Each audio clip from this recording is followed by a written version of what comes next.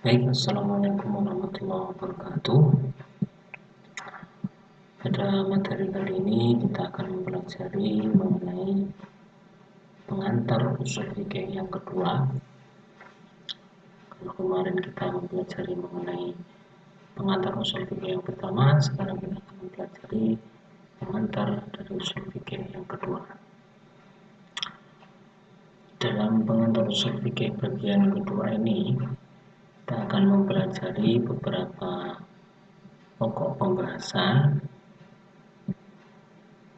antara lain yang pertama mengenai sejarah dari usul fikih, sejarah dari fikih dan usul fikih.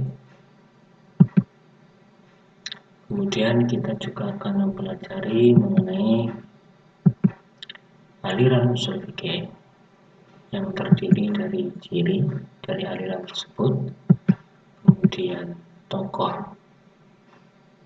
dari aliran tersebut, aliran usul fikih. Kemudian mempelajari mengenai kitab-kitab yang dibuat berdasarkan masing-masing aliran usul fikih tersebut. Nah, langsung saja kita pada pembahasan pertama, yakni sejarah dari fikih. Perlu diketahui bahwa sejarah fikih atau dalam literatur sering dinamakan sebagai tarikh tasyrik. Ini merupakan mata kuliah tersendiri. Sehingga pada pertemuan ini kita tidak akan secara detail membahas mengenai tarikh tasyrik atau sejarah fikih ini. Adapun contoh-contoh detailnya, bagaimana alur detailnya nanti akan kalian pelajari di mata kuliah tarikh tasyrik. Pertama, perlu kita ketahui bahwa tarikh itu dalam bahasa Indonesia dinamakan sebagai sejarah atau dimaknai sebagai sejarah, yang berarti bahwa tarikh merupakan bentuk penafsiran, pemaknaan terhadap peristiwa-peristiwa penting atau hal-hal penting yang terjadi yang kemudian disusun secara kronologis, artinya disusun berdasarkan urutan waktu terjadinya peristiwa tersebut. Berkaitan dengan fikih atau tasyrik, maksudnya ya, berkaitan dengan tasyrik itu diartikan sebagai proses pembentukan fikih itu sendiri. Artinya dalam mempelajari sejarah fikih ini kita akan melihat poin-poin penting, peristiwa-peristiwa penting yang menjadi tanda perkembangan fikih dari masa ke masa. Apa saja hal-hal yang akan kita pelajari berkaitan dengan sejarah dari fikih atau sejarah secara umum, bahwa bahasan pokok dari sejarah itu tidak lain adalah berkaitan dengan waktu dan tokoh. Artinya yang perlu kita tandai dari keberadaan sejarah fikih ini adalah berkaitan dengan waktu dan tokoh. Waktu itu tentu kita akan mempertanyakan beberapa hal. Pertama, sejak kapan? Artinya kalau berkaitan dengan fikih, sejak kapan kemudian fikih itu sendiri mulai ada? Sejak kapan fikih itu sendiri mulai ada? Dan yang kedua, sampai kapan fikih ini kemudian terus berkembang? Kemudian tokohnya siapa? Artinya siapa perumus dari fikih, penemu fikih itu sendiri, atau siapa tokoh di balik pengembang fikih itu sendiri? Kemudian bagaimana pola pengembangannya, atau bagaimana kemudian tokoh tersebut merumuskan fikih. Nah, berkaitan dengan itu, maka kita dapat meninjau berdasarkan beberapa model periodisasi fikih menurut beberapa ahli berikut ini. Pertama, Muhammad Yusuf Musa, Muhammad Daud Ali Mustafa, Muhammad Mustafa Sulbi, dan kemudian Umar Sulaiman Al-Ashqar. Bahwa para ahli ini membagi periodisasi fikih berdasarkan tokoh dan corak fikihnya dan waktunya itu menurut beberapa kategori berikut ini.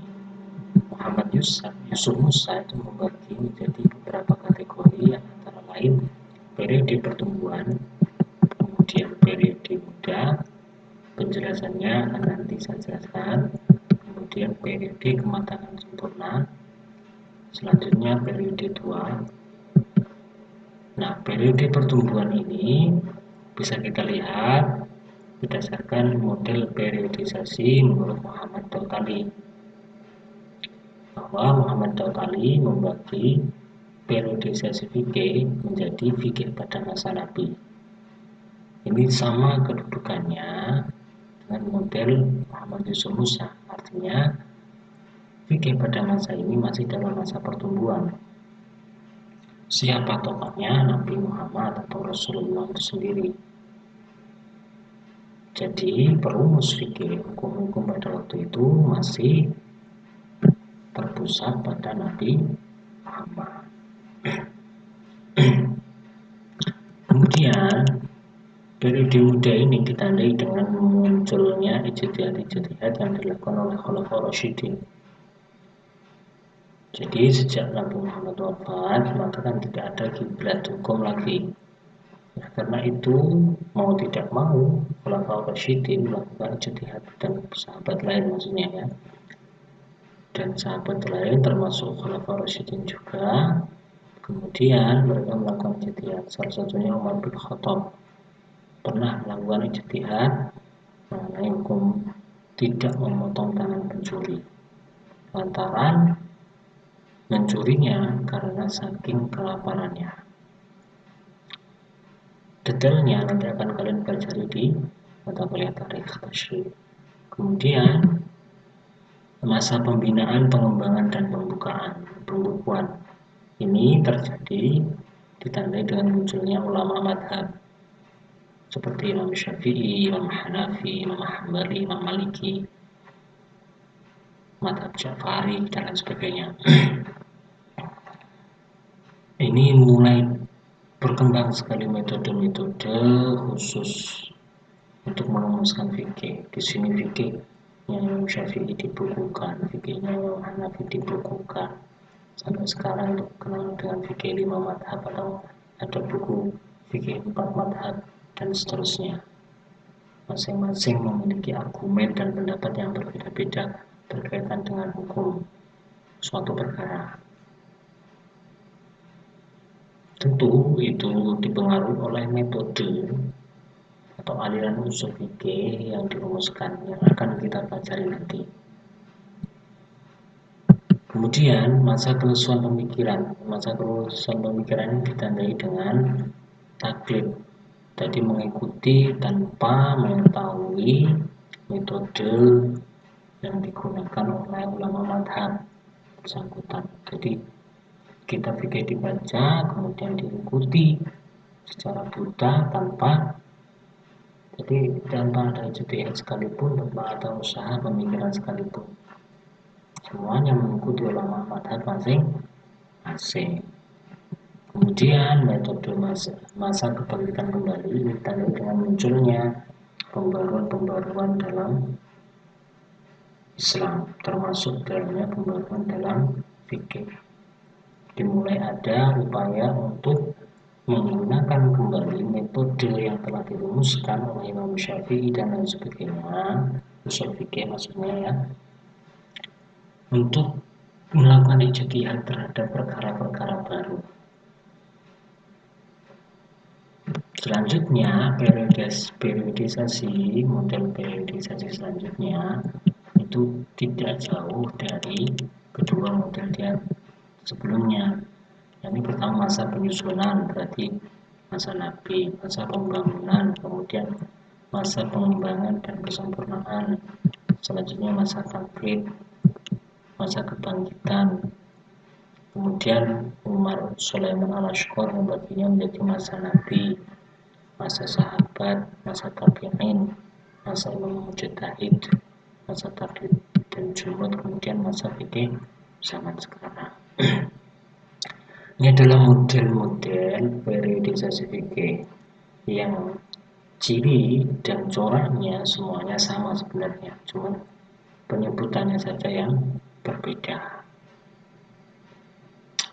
Setelah mempelajari mengenai periodisasi secara fikih, periodisasi fikih ini akan kalian pelajari secara mendetail bagaimana alur sejarahnya itu di pelajaran para tasyrik. Maka kita berlanjut kepada sejarah dari usul fikih. Yang perlu kita ketahui bahwa sebenarnya usul fikih itu sudah muncul sejak masa Nabi. Sama halnya dengan periodisasi fikih ini sebenarnya. Nah, Nabi Muhammad maupun Umar bin Khattab dan lainnya itu pernah menggunakan metode untuk menemukan hukum atau usul fikih ini. Contohnya yang dilakukan Nabi Muhammad seperti syara'u man qablana, artinya syariatnya orang-orang terdahulu itu pernah. Kemudian yang dilakukan Umar bin Khattab yang saya ceritakan tadi, artinya bahwa sebenarnya usul fikih ini sudah muncul sejak masa Nabi. Namun gelar pelopor usul fikih ini diberikan kepada Muhammad bin Idris Asy-Syafi'i karena sebenarnya yang muncul itu bukan usul fikihnya, melainkan keilmuan usul fikih menjadi ilmu yang mandiri. Maka gelar yang tepat bukanlah pelopor usul fikih, melainkan pelopor usul fikih sebagai ilmu yang mandiri. Di mana dapat kita temukan usul fikih sebagai ilmu mandiri ini, yakni di kitab Ar-Risalah, kitab yang ditulis untuk menjawab surat dari Imam Abdurrahman bin Mahdi. Jadi Imam Syafi'i itu menjawab surat saja dengan kitab. Kalau kalian bagaimana? Ini contoh kitabnya Ar-Risalah. Kemudian selanjutnya titik, jadi tolak ukur dari sejarah usul fikih ini. Kemudian tengah-tengahnya adalah kitab Ar-Risalah Imam Syafi'i ini.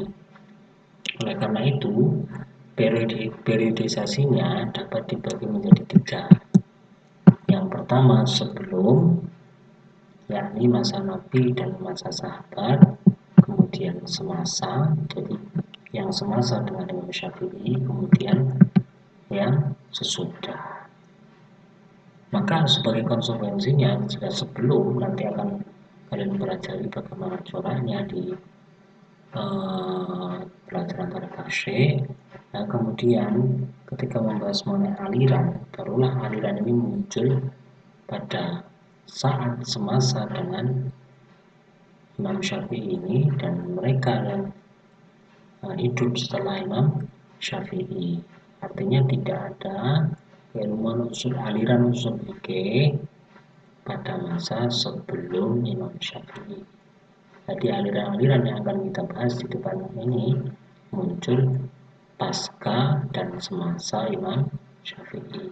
Apa saja alirannya? Pertama adalah aliran usul fikih ini muncul, dan bisa saya jelaskan bahwa muncul pasca populernya kitab Ar-Risalah, kemudian diikuti oleh kitab-kitab usul fikih dari beberapa mazhab lain. Latar belakangnya cukup banyak, diantaranya semangat keagamaan, kebutuhan mendesak terhadap ijtihad. Jadi Karena banyak permasalahan baru yang muncul, kebutuhan akan ijtihad menjadi sangat besar.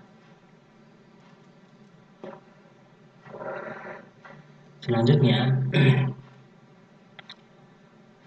apa latar belakangnya fanatisme mazhab? Jadi ketika Imam Syafi'i itu membuat Ar-Risalah, mereka yang fanatis terhadap masing-masing ulama mazhab, ya pengen mengikuti pendapatnya atau kitabnya ulama mazhab masing-masing. Artinya kemudian muncullah aliran yang berbeda, menjaga kemurnian bahasa Arab. Selanjutnya perdebatan Ahlul Ra'yu dan Ahlul Hadis. Ahlul Ra'yu dan Ahlul Hadis ini sebenarnya akan kalian pelajari di Tarikh Syekh, namun saya singgung sedikit bahwa Ahlul Hadis ini adalah ulama-ulama yang hidup semasa hidupnya banyak bermukim di Madinah atau bahkan lahir dan meneliti ilmu di sana. Kemudian Al-Ra'yu ini di Yaman dan wilayah Mesir lain dan seterusnya. Ini adalah Ahlul Ra'yu. Ahlul Hadis ini dan Ahlul Ra'yu ini perbedaannya adalah bahwa di Madinah itu perbendaharaan hadis lebih banyak dibandingkan dengan yang di Yaman dan Mesir. Oleh karena itu, berbeda ketika menetapkan hukum, Ahlul Hadis atau ulama di Madinah itu cenderung akan berkiblat pada perbendaharaan hadis yang dimiliki, karena mereka hafal dan tahu dan lebih banyak. Nah, Al-Ra'yu itu bukan tidak banyak, tapi juga banyak hadis, cuman tidak sebanyak di Madinah. Maka ulama di Yaman dan Mesir itu cenderung menggunakan ra'yu atau akal ketika berijtihad. Inilah perbedaan Al-Ra'yu dan Al-Hadis. Kemudian ini contoh-contoh kitabnya: Ar-Risalah, Ushul Fiqh Al-Islami, kemudian Al-Mustashfa, kemudian Minhajul Ushul ila Ilmil Ushul. Apa saja aliran yang muncul dalam usul fikih ini? Yang pertama adalah mutakallimin Syafi'iyah atau Syafi'iyah. Ciri-cirinya adalah bahwa aliran mutakallimin ini cenderung teoritis, artinya tidak mendukung mazhab fikih penulis.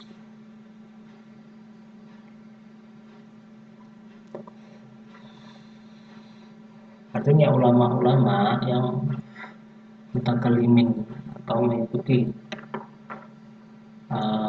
model perumusal usul fikih Syafi'iyah, Imam Syafi'i ini cenderung tidak mengedepankan metode atau pendapat dari Imam Syafi'i, melainkan mereka cenderung teoritis murni, ingin benar-benar menggali metode usul fikih dan mencari kaidah usul fikih yang benar-benar teoritis dan dapat diterapkan. Kemudian dalam mengkaji dan menurunkan kaidah usul fikih, metode ini sangat mengandalkan bahasa Arab, kemudian menggunakan namanya dalalah, logika, dan pembuktian dalil-dalilnya. Kemudian metode ini benar-benar terlepas dari pembahasan cabang-cabang fikih dan fanatisme mazhab, seperti yang saya singgung di awal.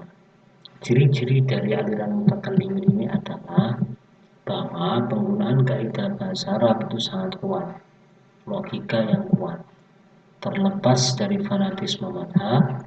Pembahasan permasalahan fikih hanya untuk contoh penerapan kaidah. Kemudian contoh dari aliran kitab aliran mutakallimin ini adalah seperti Ar-Risalah karangan Imam Syafi'i sendiri, kemudian Al-Mustashfa min Ilmil Ushul, kemudian Minhajul Ushul ila Ilmil Ushul. Kemudian aliran usul fikih Hanafiyah muncul aliran lain, yakni aliran fuqaha atau aliran usul fikihnya Hanafiyah. Cirinya apa? Bahwa ajaran ini sangat erat mengkaitkan erat antara usul fikih dengan cabang-cabang fikih. Apabila ada kaidah atau kaidah usul fikih yang bertentangan dengan ijtihad fikih dari imam madhabnya, maka dicarikan kaidah yang lebih sesuai, tidak terima artinya. Kemudian tujuan utama dari metode ini adalah mengumpulkan hukum fikih hasil ijtihad para madhab Hanafi dan dalam kaidah-kaidah usul fikih. Jadi yang ditelusuri adalah kitab fikihnya dulu, kemudian dipelajari pola ijtihadnya, kemudian dirumuskanlah kaidah atau dicarikanlah kaidah yang sesuai dengan model pemikiran Hanafiyah, madhab Hanafi. Metode ini terlepas dari kajian teoritis dan lebih bersifat praktis. Ciri khasnya bersifat praktis, bertujuan untuk mendekatkan fikih dan usul fikih. Pendekatannya dari kitab fikihnya dulu, kemudian barulah dirumuskannya usul fikih. Terbalik namanya ya. Kalau yang mutakallimin itu sama sekali tidak mengkaji fikihnya, hanya mengkaji, ada contoh-contohnya, cuman itu hanya sebagai contoh rujukannya. Itu ya. Kitabnya seperti Kasul Asrar. Kemudian selanjutnya aliran mutaakhirin atau gabungan ini menggabungkan dua model tadi. Pertama, ini munculnya permulaan abad ke-7 Hijriah. Kemudian aliran ini menggabungkan antara metode Syafi'iyah dan Hanafiyah. Aliran ini muncul karena fanatisme mazhab, sehingga aliran ini cenderung pada perbandingan kaidah antara aliran. Jadi mana yang unggul, pemilihan yang lebih kuat antara kedua aliran. Metode ini banyak diikuti oleh penulis buku sekarang. Cirinya perumusan kaidah teoritis, karena tadi membandingkan mencari yang lebih kuat atau debat ya, maka cenderung argumentatif. Jadi ada argumentasi yang dipaparkan di situ. Kenapa kok ini lebih kuat, kenapa ini kok lebih lemah. Kemudian permasalahan kaidah fikih terhadap permasalahan penerapan kaidah terhadap permasalahan fikih. Selanjutnya, kitab dari aliran mutaakhir ini antaranya adalah usul fikih al-Islami, kemudian ilmu usul fikih Abdul Wahab Khalaf. Demikianlah pembahasan mengenai sejarah dari fikih dan usul fikih, kemudian aliran-aliran usul fikih. Sejarah fikih tadi ada yang masa Nabi, sahabat dan lain sebagainya. Kemudian sejarah usul fikih itu ditandai dengan munculnya kitab Ar-Risalah sebagai pelopor ilmu usul fikih. Dalam keilmuan yang mandiri adalah Imam Syafi'i. Periodisasinya yakni sebelum kitab Ar-Risalah, semasa kitab Ar-Risalah, dan pasca kitab Ar-Risalah. Pasca kitab Ar-Risalah itu kemudian muncul aliran-aliran usul fikih dengan beberapa tokohnya, yakni Imam Syafi'i, yang memunculkan murid-muridnya yang dinamakan Syafi'iyah, kemudian Hanafi dengan murid-muridnya yang dinamakan Hanafiyah, kemudian aliran mutaakhirin. Demikianlah paparan mengenai pengantar usul fikih bagian kedua ini. Sekian dari saya. Wassalamualaikum warahmatullahi wabarakatuh.